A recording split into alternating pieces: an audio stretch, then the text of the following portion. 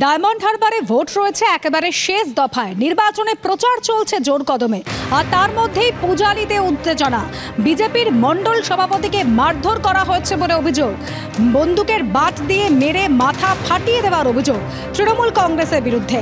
আহত বিজেপি নেতাকে পূজালি থানায় নিয়ে গিয়ে তার বিরুদ্ধে অভিযোগ দায়ের করার চেষ্টা হয়েছে বলে অভিযোগ। পার্থপ্রতিম ঘোষ আমাদের প্রতিনিধি রয়েছেন আমাদের সঙ্গে টেলিফোন লাইনে। পার্থটি কি ঘটেছে? দেখো, তুমি জানো যে ডায়মন্ড হারবার লোকসভা কেন্দ্রে নির্বাচন রয়েছে একবার শেষ দফায়। তার আগে কিন্তু একটা যে অভিযোগ যে তৃণমূল যারা নেতা কর্মী রয়েছেন তাদের বিরুদ্ধে বিজেপির এক কর্মীকে মারধর করার অভিযোগ উঠছে, এবং ঘটনাটি ঘটেছে গতকাল বিকেলবেলা পূজালি পুরসভা এলাকায়। এবং পূজালি পুরসভা 4 নম্বর ওয়ার্ডে সেখানে অভিযোগ ধীমান মণ্ডল নামে বিজেপির একজন সক্রিয় কর্মী বলে বিজেপির তরফে দাবি করা হচ্ছে, তিনি কিছু পোস্টার ব্যানার লাগাচ্ছিলেন। সেই সময় অভিযোগ যে পুরসভা যিনি চেয়ারম্যান তার নেতৃত্বে বেশ কয়েকজন আসেন, এবং আসার পরবর্তীকালে এই বিজেপি কর্মী যিনি রয়েছেন ধীমান মণ্ডল তাকে রাস্তায় ফেলে বেধড়ক মারধর করা হয়, এমনকি বন্দুকের বাট দিয়ে প্রতিবেদার মাথায় এবং তারপর তার চোখে আঘাত পর্যন্ত করা হয়।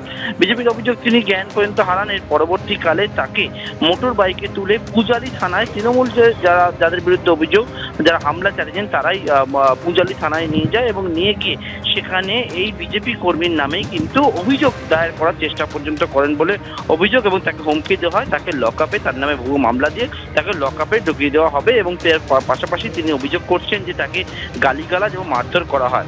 এবং এর পরবর্তীকালে পূজালি থানার পুলিশ সূত্রে আমরা জানতে পারছি যে আহত বিজেপি কর্মীকে হাসপাতালে নিয়ে যাওয়া হয়, স্থানীয় হাসপাতালে নিয়ে যাওয়ার পর চিকিৎসা করা হয়। কিন্তু গতকাল রাত্রেবেলা ডায়মন্ড হারবারের বিজেপি প্রার্থী তিনি অভিজিৎ দাস ববি তিনি কিন্তু আসেন এবং পূজালি থানায়, এবং এসে গভীর রাত্রে পর্যন্ত থানায় থাকেন, এবং থেকে এই ঘটনায় কেন্দ্র করে যেখানে উত্তেজনা পরিস্থিতি তৈরি হয় সেখানে অভিযোগ দায়ের করা হয়েছে। পূজালি থানা পুলিশ গোটা ঘটনা তদন্ত শুরু করেছে, তবে এখনো পর্যন্ত গ্রেপ্তার কেউ হয়নি। যদি এই মর্মে যাদের বিরুদ্ধে অভিযোগ হয়েছে বা তৃণমূলের তরফ থেকে এখনো পর্যন্ত কোনো প্রতিক্রিয়া তারা দিতে চাননি। তারা জানাচ্ছেন গোটা বিষয়টা ঊর্ধ্বতন কর্তৃপক্ষের সঙ্গে যে কথা বলবেন এবং তারপর গোটা বিষয়টা জানাবেন। এবং এই যে গোটা ঘটনা সম্পর্কে তারা বলছেন যে বিষয়টা তৃণমূলের তরফ থেকে বলে, তাদের কিন্তু এই বিষয় সম্পর্কে কিছু জানা নেই। ধন্যবাদ পার্থপ্রতিম। তাপস বিশ্বাস, চিন্ময় বারুই, আর মেইন হচ্ছে মাহফুজুর রহমান আর তার ড্রাইভার বাবুলাল। মাহফুজুর রহমান হাতে পিস্তল নিয়ে পিস্তলের মার দিয়ে ওর মাথাটা মারে। দেখুন দেখুন কিভাবে পিস্তলে বাট দিয়ে তার মাথাটা কিভাবে ফাটিয়েছে, গর্ত করে দিয়েছে।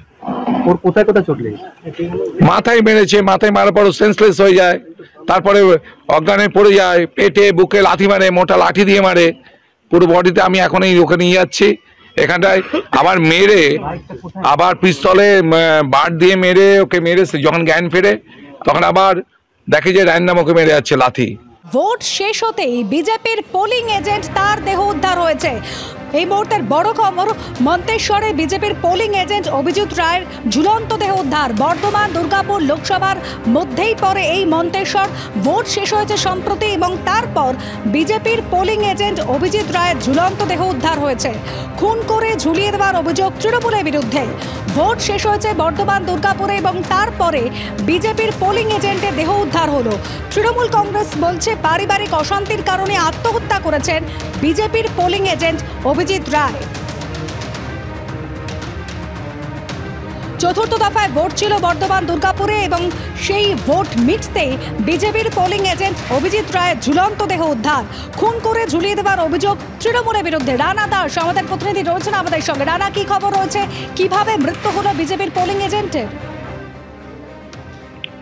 তোমাকে প্রথমেই বলি, এটা মন্তেশ্বরের ঘটনা। মন্তেশ্বরের 168 নম্বর বুথ, সেই বুথের কিন্তু এজেন্ট ছিল অভিজিৎ রায়, যার ঝুলন্ত মৃতদেহ আজকে ভোরবেলায় তার বাড়ির পাশে গোয়ালঘর, সেই গোয়ালঘরের সামনে থেকেই সেই মৃতদেহ উদ্ধার হয়, এবং এরপরে এটা নিয়ে কিন্তু রাজনৈতিক চাপানুতর শুরু হয়েছে। তুমি জানো যে 13 তারিখে ভোট হয়েছে বর্ধমান দুর্গাপুর লোকসভা কেন্দ্রের মধ্যে পড়ছে মন্তেশ্বর বিধানসভা, এবং সেখানকারই বুথ এজেন্ট তার এই মৃতদেহ। এবং ইতিমধ্যেই বিজেপির তরফ থেকে অভিযোগ করা হচ্ছে যে খুন করা হয়েছে, এটা কোনো রকম আত্মহত্যা নয়, খুন করে ঝুলিয়ে দেওয়া হয়েছে। ইতিমধ্যেই বিজেপির কর্মী সমর্থকরা কিন্তু মন্তেশ্বর থানার সামনে বিক্ষোভ দেখাতেও শুরু করেছে। তাদের যেটা অভিযোগ যে মূল যে যারা অভিযুক্ত, খুনের সঙ্গে যারা যুক্ত তাদের গ্রেপ্তার করতে হবে, এবং এটাকে আত্মহত্যা বলে চালালে হবে না। এবং তৃণমূলের দিকেই আঙুল কিন্তু তোলা হচ্ছে বিজেপির তরফ থেকে।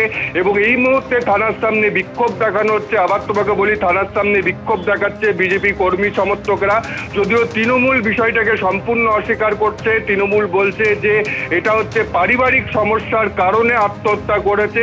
বিজেপি এখন রাজনীতির রং লাগিয়ে উত্তেজনা ছড়াবার চেষ্টা করছে মন্তেশ্বর জুড়ে। রানার সঙ্গে থাকো। গত 13 তারিখ অর্থাৎ চতুর্থ দফায় ভোট হয়েছে বর্ধমান দুর্গাপুর লোকসভা কেন্দ্রে, আর সেই লোকসভা কেন্দ্রের অন্তর্গত মন্তেশ্বর, সেই মন্তেশ্বরে বিজেপির পোলিং এজেন্ট তার রহস্য মৃত্যু। তার দাবি, বিজেপির দাবি, খুন করে ঝুলিয়ে দেওয়া হয়েছে এবং গোটা ঘটনায় অভিযোগের তীর তৃণমূল কংগ্রেসের দিকে। যদিও তৃণমূল বলছে পারিবারিক অশান্তির কারণে আত্মহত্যা। বিক্ষোভে ফেটে পড়েছে বিজেপি। এই মুহূর্তে তারা থানার সামনে বিক্ষোভ দেখাচ্ছেন। ভোট শেষ হয়েছে সম্প্রতি এবং ভোট শেষ হতেই বিজেপির পোলিং এজেন্টের রহস্য মৃত্যু। কিভাবে মৃত্যু হলো সেই নিয়ে কিন্তু একাধিক প্রশ্ন উঠছে। রানা দাস আমাদের প্রতিনিধি রয়েছেন। রানা, তুমি জানাচ্ছিলে যে বিজেপি ইতিমধ্যেই বিক্ষোভ দেখাতে শুরু করেছে, ঠিক কি দাবি করা হচ্ছে বিজেপির তরফ থেকে বিজেপির পোলিং এজেন্টের মৃত্যু নিয়ে? দেখো, বিজেপির তরফ থেকে দাবি করা হচ্ছে যে এই তাদের পোলিং এজেন্টকে খুন করা হয়েছে এবং খুন করে তারপরে ঝুলিয়ে দেওয়া হয়েছে। কারণ এই যে এজেন্ট, সে কিন্তু গতকাল রাতে গ্রামের একটি অনুষ্ঠান হচ্ছিল, সারা রাত বাইরেই ছিল। ভোরের দিকে পরিবারের লোকেরা মৃতদেহ দেখতে পায় এবং বিজেপির তরফ থেকে মূলত যে অভিযোগ করা হচ্ছে, যেখানে যেভাবে মৃতদেহ ঝুলছিল এবং পায়ের নিচে যে দূরত্ব ছিল, তাতে কিন্তু তাদের দাবি যে সেটা কখনোই আত্মহত্যা হতে পারে না। কারণ সে রাতের বেলায় বন্ধুদের সাথে ঘুরেছিল, তারপরে সে একা ভোরের দিকে বাড়ি ফিরেছিল। কোনো রকম তার মধ্যে অস্বাভাবিক কিছু দেখা যায়নি। এবং তোমাকে আবার বলি, যেটা বলছিল যে যেখানে আত্মহত্যা করেছে, অর্থাৎ যেটা দাবি করা হচ্ছে তৃণমূলের তরফ থেকে আত্মহত্যা করা হয়েছে, কিন্তু বিজেপি বলছে যে যেভাবে ঝুলন্ত অবস্থায় ছিল সেখানে কিন্তু নিচে থেকে ঝোলা সম্ভব নয় এবং সেখানে খুন করে ঝুলিয়ে দেওয়া হয়েছে এবং তার পারিপার্শ্বিক সমস্ত কিছু দেখে সেটাই মনে করা হচ্ছে। এবং সেই কারণেই বিজেপি নেতৃত্বরা ইতিমধ্যেই মন্তেশ্বর থানার সামনে বসে তারা বিক্ষোভ দেখাতে শুরু করেছে এবং জেলা সভাপতি তিনিও আসতে শুরু করেছেন। জানা যাচ্ছে আরো বিজেপি নেতৃত্বরা আসবেন এবং তারা কিন্তু প্রকৃত যেটা বিচার সেটাই চাইছে। ইতিমধ্যেই মন্তেশ্বর থানাতে বিক্ষোভ দেখাচ্ছে এবং থানার সামনে প্রচুর পুলিশও সেখানে মোতায়েন করা হয়েছে। এই ঘটনার দিকে অবশ্যই আমাদের নজর থাকবে। ধন্যবাদ আপাতত।